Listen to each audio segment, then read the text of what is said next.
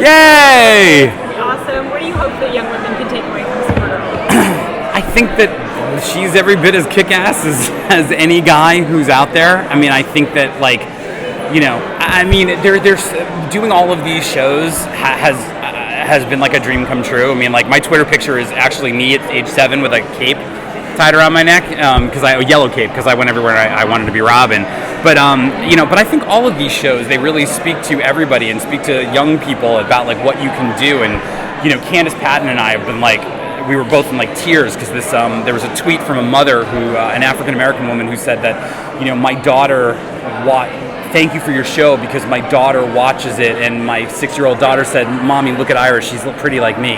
And it's like, so I think that, I know, so Candace and I were both like in tears when we saw that. So I think that, you know, for young women to be able to see Kara do all the things that she can do, and, you know, there's just, I mean, I don't know why it takes so long with some of these things, but obviously there's been a lot of changes in the world recently, and certainly for the better. And but seeing a female hero and seeing somebody who's, you know, strong but vulnerable and real. You know, usually when you see a female hero, they've had to abandon what made them a person or made them human, because, you know, they had to become very tough and you know, but Kara's still just a girl, you know, and what we're saying is that's not a bad thing, you know. It's you know, her quote unquote weaknesses are the thing that make her a better hero.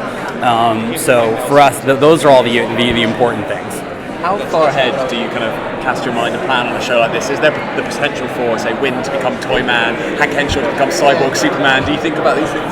Yeah, I mean, I mean, some of this we're sort of borrowing from our own playbook. You know, when obviously having, you know, we had Cisco Ramon and Caitlin Snow, you know, but when we decide to like turn that card over, you know, sometimes we have an idea, sometimes we have less of an idea, you know, but I think that for us, I mean, and I'm sure one day this will come back to haunt us, we always plan on success, you know, so it's like when we're breaking out the season, we sort of always go, okay, well, if we get 23, what's going to happen in 23? And what are we building towards? And what is this year about? And what is this year about for Kara?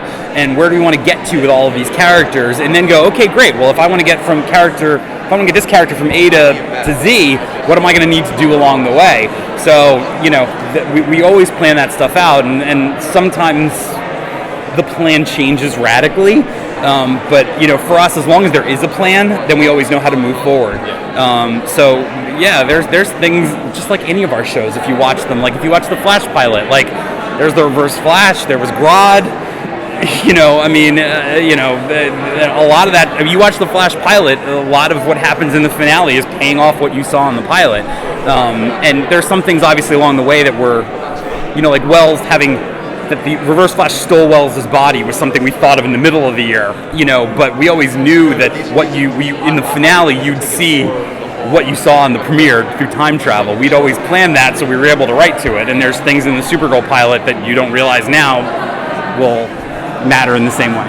So in terms of sort of like having this secret identity, Supergirl doesn't seem to be that into that. Like in the pilot, she's, you know, on a plane, tons of camera phones on her and stuff.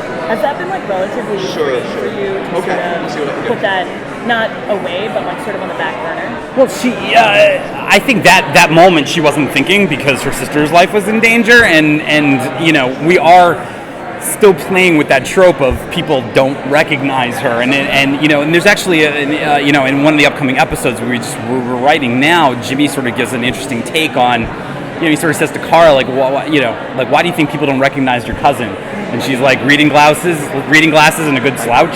And he's like, no, it's more than that. It's because people don't look at other people and think that they're superheroes. It's just like, no one thinks that like the person sitting next to them is you know, they don't see greatness. He's like, people are literally going to look Supergirl in the face and they're just not going to see you. And, you know, so that's sort of